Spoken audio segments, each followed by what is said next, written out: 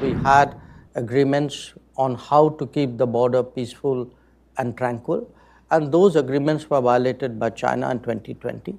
Until those forward deployments are addressed, the tensions would continue. If the tensions continue, it casts a natural shadow over the rest of the relationship. So our relationship hasn't been great for the last 4 years. Since you mentioned trade, it does make me think of China and the complex relationship that India and China have. I note that just recently China surpassed every other country in its trade relationship with India, and yet tensions with China persist. And I would love to hear how you see the strategic picture with respect to China and what India is trying to achieve in its relationship with China.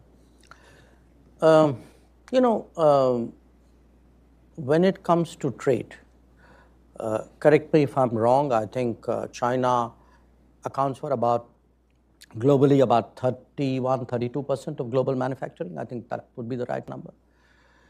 And a lot of that has happened because over multiple decades, the international business, which is primarily Western-led, has chosen to collaborate with China for mutual benefit.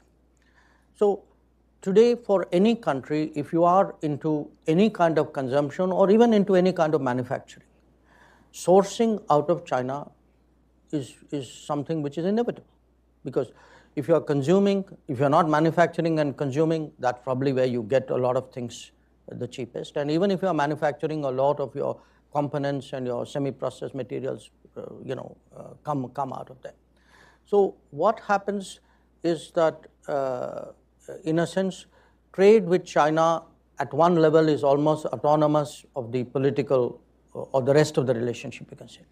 So I don't think it's just a question of numbers. You also need to look at what is it which you are trading, because there would be countries who would be more sensitive to their exposure. There would be countries who wouldn't care. So I think for us today, because we were earlier on digital, on technology, we are very sensitive to our data flows.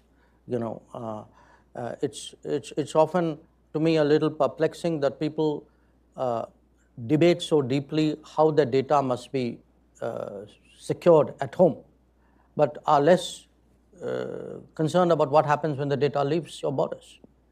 So in a much more data-sensitive world, in a much more technology-sensitive world, I think it's important to look at what your exposures are, how do you mitigate it, how do you balance it, how do you diminish the risks.